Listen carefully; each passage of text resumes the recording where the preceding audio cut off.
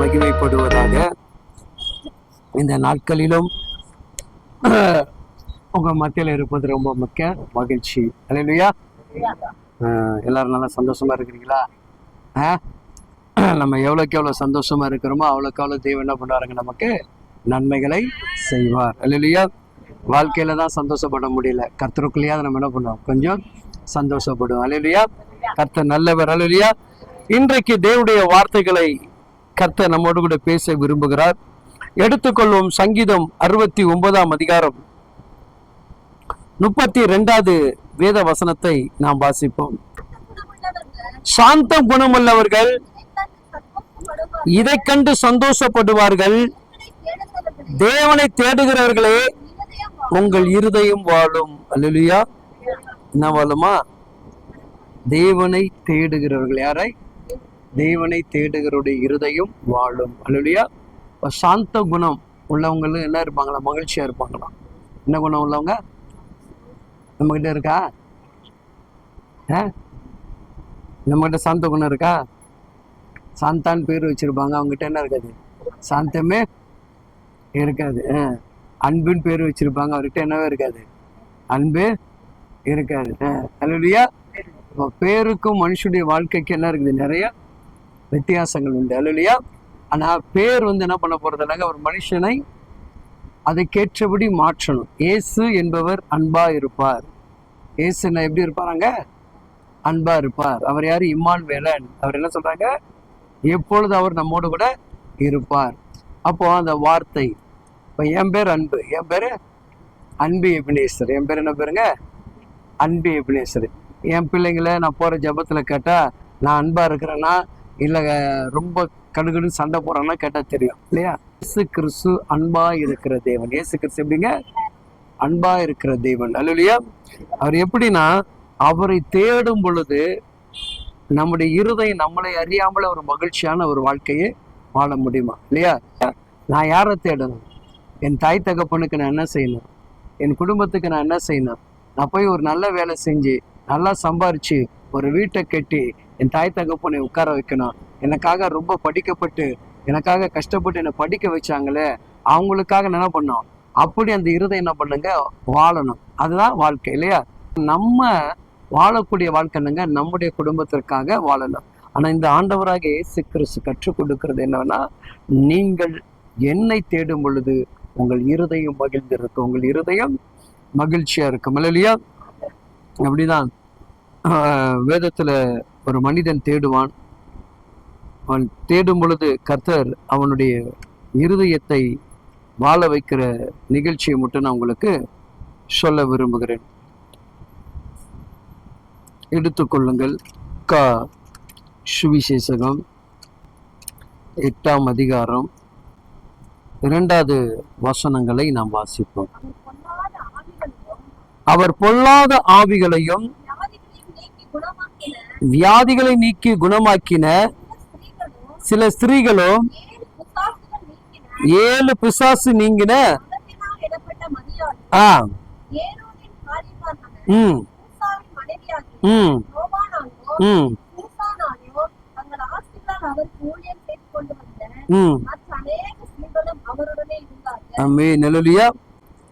தேவனை தேடி வந்த அந்த ஜனங்களில சிலருக்கு பொல்லாத ஆவிகள் இருந்துச்சா? என்ன இருந்துச்சாங்க? சிலருக்கு பொல்லாத ஆவிகள் இருந்தது. சில பேர் வியாதிஸ்தர்களாக இருந்தாங்களாம். சில பேர் எப்படி இருந்தாங்களாம்? வியாதிஸ்தர்களாக இருந்தாங்களாம். சில ஸ்திரீகள் 7 பிசாசு கொண்டவர்களா இருந்தாங்க. எத்தனை இருக்கிறீங்க? 7 விதமான இல்லையா?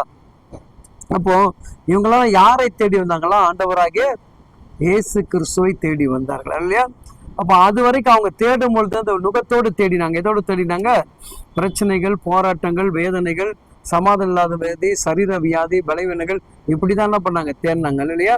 நம்ம நிறைய பேர் சில நேரங்களில் மருத்துவர்கள்லாம் ஒரு வேளை நம்மளை கைவிட்டுருவாங்க. அவங்க வச்சிருக்கிற மிஷின் நம்மளை கைவிட்டுரும். அவங்க கொடுக்கக்கூடிய மாத்திரை மருந்து கூட நம்மளை கைவிட்டுரும். ஆனால் நாம் ஒரு வேளை இவரை தேடும் பொழுது அவரால் என்ன பண்ண முடியுங்க? என் இருதய மகிழ்ச்சியா வாழும் இல்லையா? அதுக்கெல்லாம் நிறைய சாட்சி இங்க இருக்குது.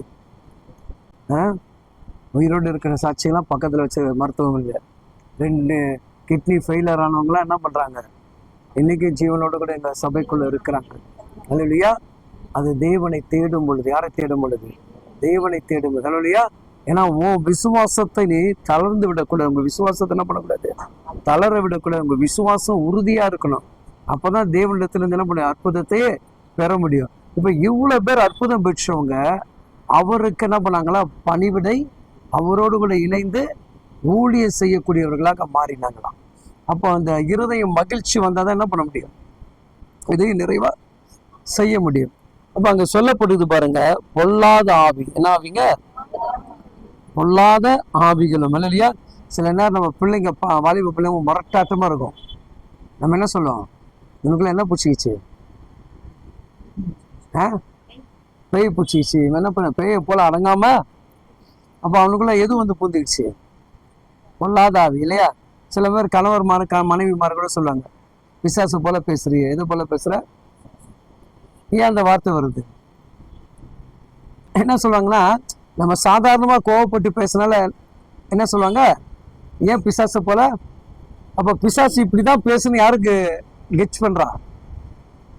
ஒரு மனுஷன் என்ன பண்ணிடுறான், இப்படிதான் பிசாசு பேசும், இப்படிதான் நடந்து கொள்ளும், இப்படிதான் எதிர்க்குன்ட்டு. அப்போ அதே சாந்தமா பேசுன எப்படி ஆயிடும் இல்லையா? அப்ப அந்த பேசுகிற அந்த தன்மை கர்த்தருக்கு சூத்திரம். இல்லையா? சில பேர் கூட சொல்லுவாங்க, பிள்ளை ஏன்டா பெத்துக்கிட்டேன்னு. ஆனா பிள்ளை கிடைக்காத போது அந்த அருமை தெரியாது இல்லையா? கடவுளே எனக்கு குழந்தை கொடுங்க குழந்தை கொடுங்கன்னு கேட்டுட்டு கடைசியில உன்னை பெத்ததுக்கு நான் என்ன பண்ணிக்கலாம், ஒரு எருமாடை வச்சு மேய்ச்சிருக்கலான்னு இல்லையா? ஆனா பிள்ளையாவது மேய்ச்சல, எருமாடை என்ன பண்ண முடியாது, மேய்க்கவே முடியாதுமே. நீ தட்டி தட்டி தட்டி தட்டி உன் கையை என்ன பண்றான், ஓஞ்சி போயிடும். இதை ஒருவேளை நீ அடிச்சு கிடிச்சாலும் என்ன பண்ணலாம், திருத்திடலாம். இல்ல ஒருவேளை ஒன்னு அடிச்சுட்டு போனாலும் மறுநாள் என்ன பண்ணலாம், எங்கேயா சம்பாரிச்சு கொண்டு வந்து உனக்கு கொட்டிடும். ஆனா எருமாடை என்ன பண்ணாது. அப்போ தேவனுடைய பிள்ளைகள் நம்ம எல்லாமே எதிர்பார்ப்போட கேட்கிறோம், எல்லாமே என்ன பண்றோம், கேட்கிறோம். ஆனா கேட்ட பிறகு என்ன பண்றோம், அதை கசந்து பேசுறோம். கேட்ட பிறகு கசந்து பேசுறோம். பொண்ணு மாப்பிள்ளை பார்க்க வராங்க, பொண்ணு மாப்பிள்ளை பார்க்க வராங்க. மாப்பிள்ளை என்ன பண்றாரு, பொண்ணு பார்த்து நல்லா இருக்கு அழகா இருக்கு அப்படின்னு இல்லையா? பொண்ணு என்ன பண்ணுது, மாப்பிள்ளை ஓகே, 2 பேரும் ஓகே தானே, கல்யாணம் பண்ண வரைக்கும் ஓகே தானே. ஏன் அதுக்கப்புறம் இந்த ஓகே எல்லாம் ஏன் கேள்விக்குரிய மாதிரி இல்லையா? அன்னைக்கு நான் பார்க்கும்போது அந்த சமாதானம், அந்த சந்தோஷம் அடுத்தது ஏன் வாழ்க்கையில வரல, ஏன் அந்த தொடர்ச்சியை என்னால என்ன பண்ண முடியல, அந்த நிறைவு செய்ய முடியல. அப்போ அந்த வீட்டுக்குள்ள ஏதோ ஒண்ணு என்ன பண்ணுது, ஒருத்தருக்கு ஒருத்தர் வேற்றுமை, கசப்புகள், வார்த்தை போர்கள், ஏதோ ஒண்ணு சம்திங் நடந்துட்டு இருக்கு இல்லையா? அப்ப அது கொஞ்சம் கொஞ்சமா என்ன பண்ணுதுங்க, அந்த அன்பை விட்டு நம்மள என்ன பண்ணுது, வெகு தூரமாக இழுத்து கொண்டு போகிறது இல்லையா?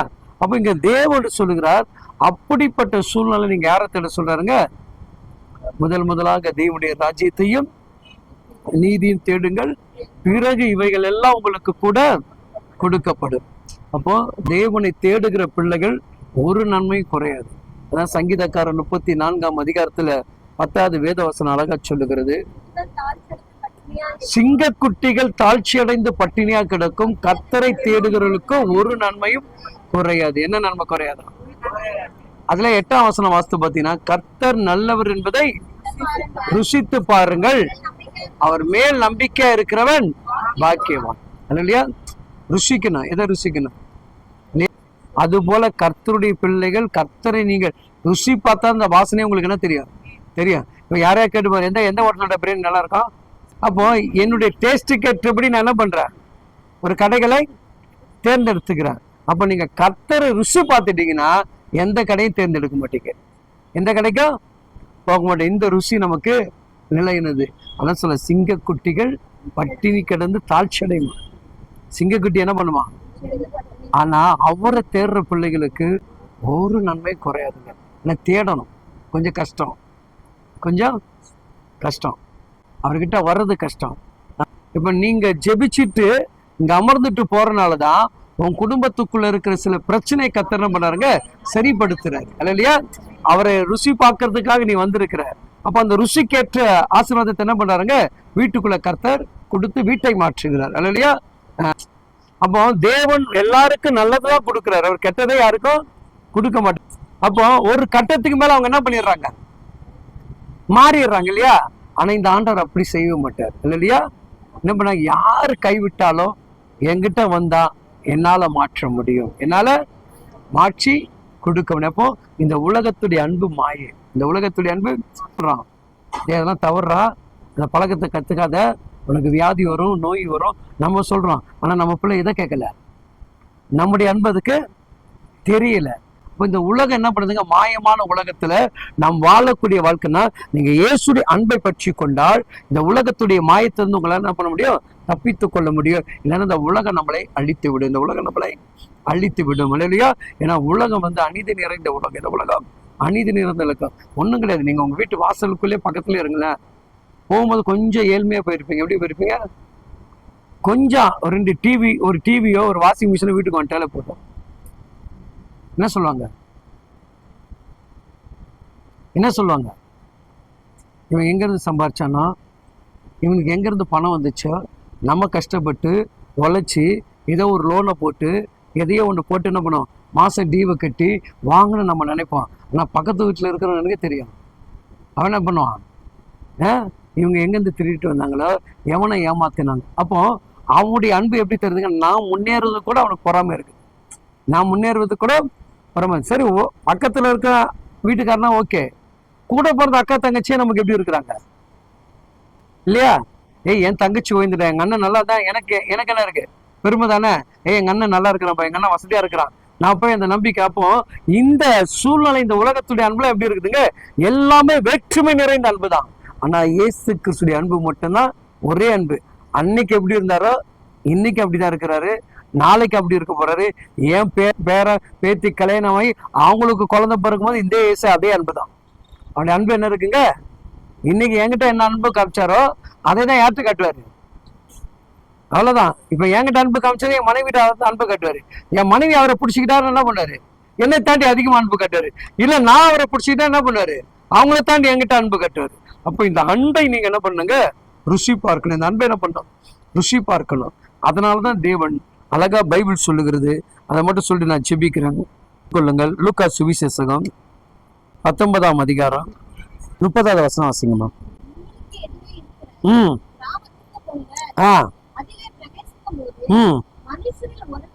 மனுஷனில் ஒருவனும் காண்பீர்கள், அது ஆண்டவருக்கு வேண்டும் என்று சொல்லுங்கள் என்று. அதுல இங்க பாருங்க, பல வருடமாக ஒரு கழுதை என்ன பண்ணுதுங்க, ஒரு வீட்டு வாசப்படியில கட்டப்பட்டு இருக்கு. அந்த கழுதை எஜமான் கூட என்ன பண்ணல, கவனிக்கல. இப்ப நிறைய பேர் பாத்தீங்கன்னா வீட்டுக்கு வைக்கிற நாய்க்கு வைக்கக்கூடிய தீனி கூட யாருக்கு வைக்க மாட்டாங்க.